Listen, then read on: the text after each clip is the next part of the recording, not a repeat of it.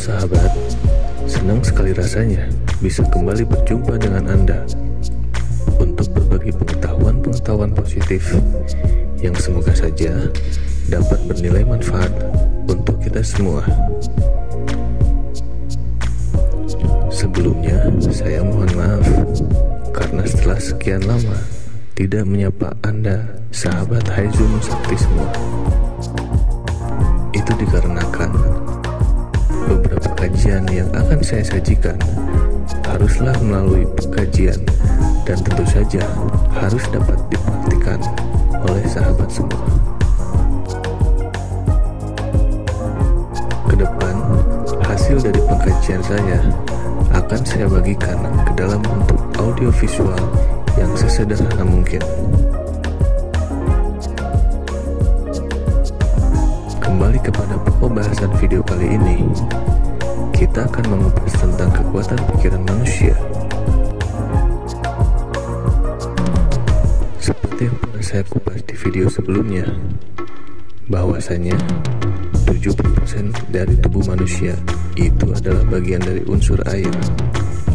Sedangkan air itu sendiri bermakna kehidupan. Di dalam diri yang hidup ternyata banyak kehidupan.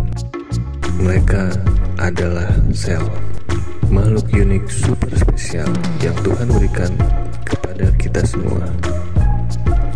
Pembahasan mengenai sel, si makhluk unik ini, memerlukan kajian secara khusus yang akan saya bahas di episode yang akan datang.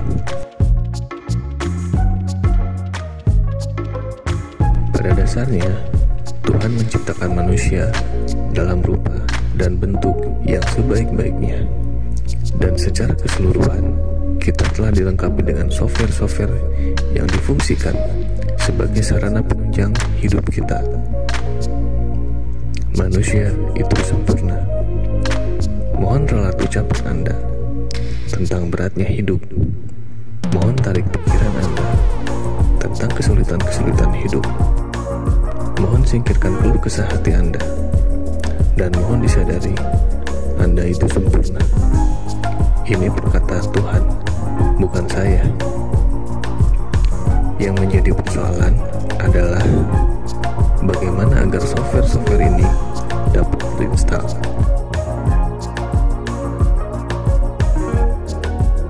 Dr. Lawrence Blair, silakan sahabat searching di YouTube, mempublikasikan film dokumenter, sebuah penelitian ilmiah tentang seseorang yang kita sebut saja pendekar yang berasal dari tanah Jawa dengan menggunakan metode Qi atau kita sebut saja energi kehidupan, dapat mengalirkan energi positif berupa energi listrik dari tangannya kepada tubuh orang lain yang berdampak kesembuhan dari suatu penyakit.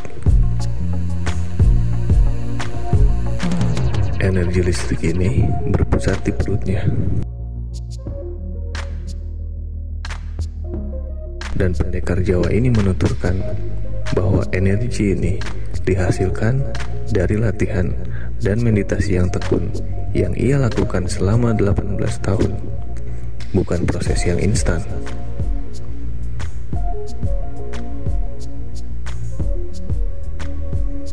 Ini adalah ilmu yang diwariskan dari leluhur secara turun-temurun, ujarnya. Kita garis bawahi di sini. Ilmu warisan leluhur, ancient wisdom.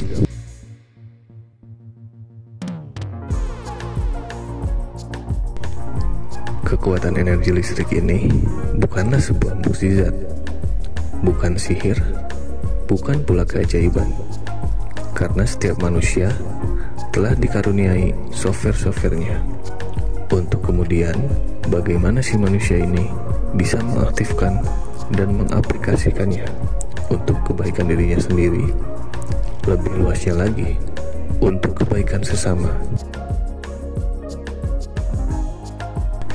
Sahabat tentu pernah melihat bagaimana seekor belut listrik dapat menyalurkan energi listrik di tubuhnya dalam sekejap untuk memangsa atau membunuh predator. Dan energi listrik yang mengalir di tubuhnya itu sama sekali tidak melukai dirinya. Bukan sesuatu yang ajaib, bukan?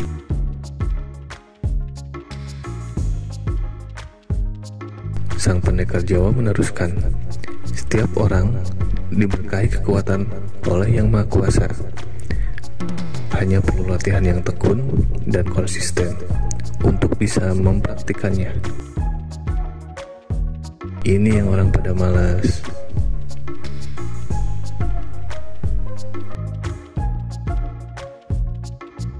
Energi Qi ini bisa menyembuhkan, tapi juga bisa mematikan, bergantung kepada pikiran dan niat si pemilik energi.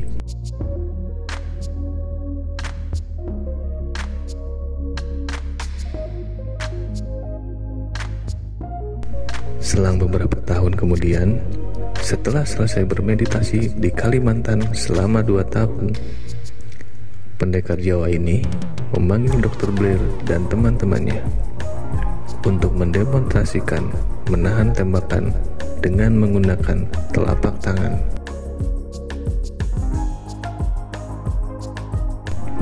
Peluru yang ditembakkan jadi gepeng, ketahan oleh tangan sang pendekar.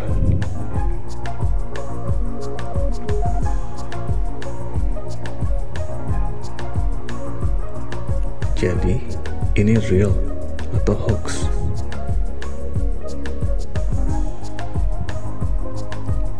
Berangkat dari dunia akademis bergelar S3 di Amerika, Dr. Blair penasaran dengan ilmu pendekar Jawa ini. Maka untuk membuktikannya, diundanglah teman-teman saintisnya. Para saintis yang diundang adalah Catherine Cook, CEO The Mind Science Foundation di Texas,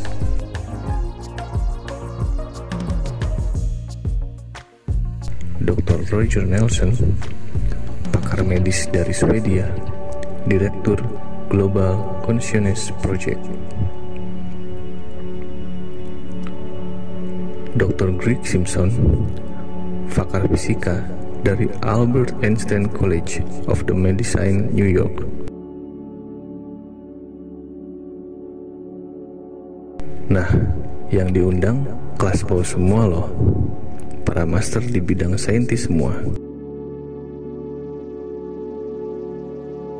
Datang nemuin pendekar untuk membongkar kalaulah ada trik atau tipu-tipu dari kekuatan energi listrik sang pendekar.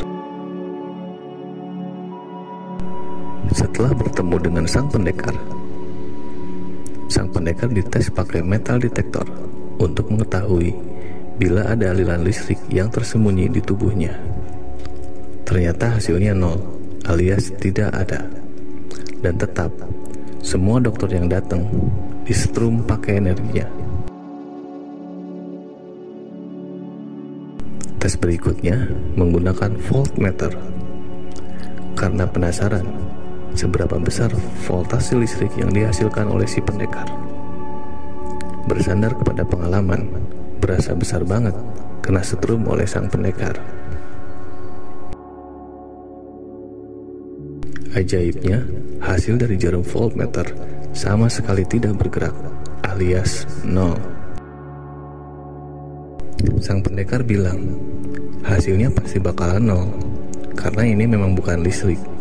Ini adalah Qi, energi kehidupan. Masih pada penasaran dong? Kemudian dicoba kembali pakai voltmeter digital yang lebih sensitif. Hasilnya sama dengan tubuh para ahli saintis ini tetap kesetrum dari ujung rambut sampai ujung kaki. Sementara voltmeternya tetap 0.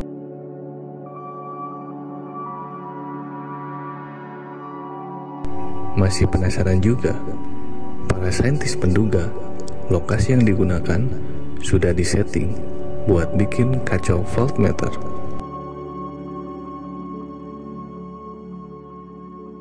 Maka mereka memutuskan untuk pindah lokasi beberapa kilometer dari tempat itu.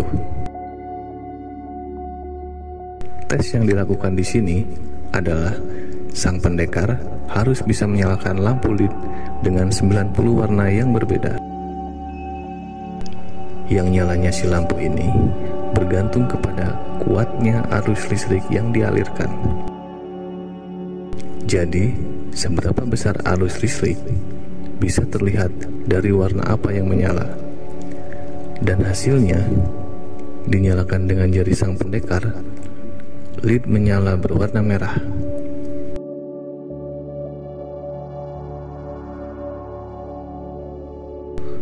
Oh iya, perlu sahabat ketahui, led warna merah di dunia medis saat ini banyak digunakan untuk terapi kecantikan.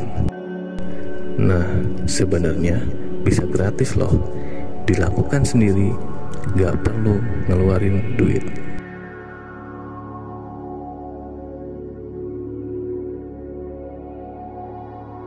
Jadi manusia dengan kekuatan pikirannya sejatinya memiliki kapasitas yang luar biasa. Dan saya yakin betul bahwa teknik meditasi ini telah diajarkan dari semenjak nenek moyang manusia pertama, Nabi Adam alaihissalam, yang dengan hasanah-hasanah ilmu pengetahuan yang Tuhan berikan kepadanya, maka manusia diunggulkan derajatnya dari makhluk Tuhan yang lain. Kemudian dilanjutkan oleh nabi-nabi dan rasul-rasul hingga sampai kepada kita. Metode yang sangat sederhana, meditasi, berzikir, berdoa, adalah sarana sebagai jembatan penghubung antara manusia dengan penciptanya.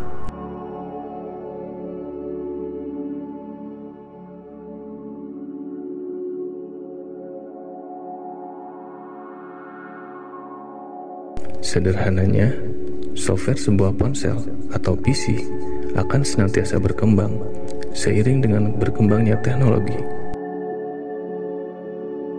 Dan perkembangan teknologi itu akan berkembang seiring dengan tingkat kebutuhan si user.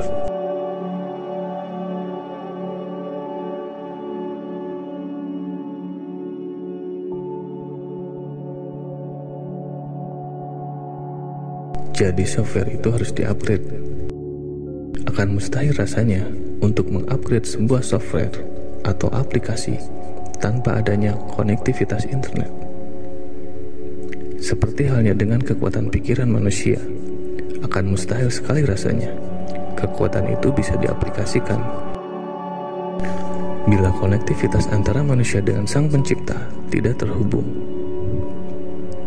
Ini adalah sarana tercepat untuk membangkitkan kekuatan pikiran manusia. Karena di saat bermeditasi, berzikir, berdoa, hal pertama yang dirasakan adalah rileks.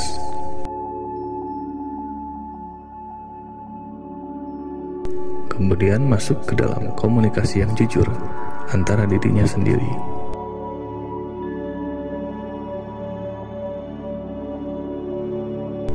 Di saat itulah konektivitas dengan Tuhan terjalin.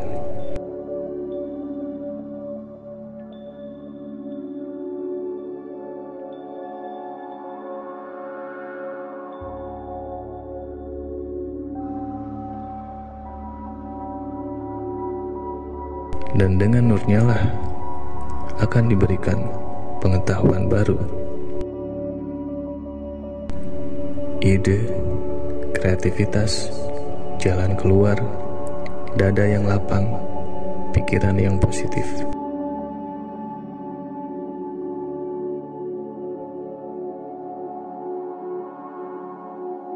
Hingga manusia akan menjadi sebagaimana fitrahnya, seperti yang Tuhan firmankan, makhluk yang sempurna, pribadi yang kuat, pribadi yang tangguh, pribadi yang kreatif, pribadi yang positif. Semoga video sederhana ini bisa bernilai manfaat. Hai Zoom Sakti pamit. Wassalam.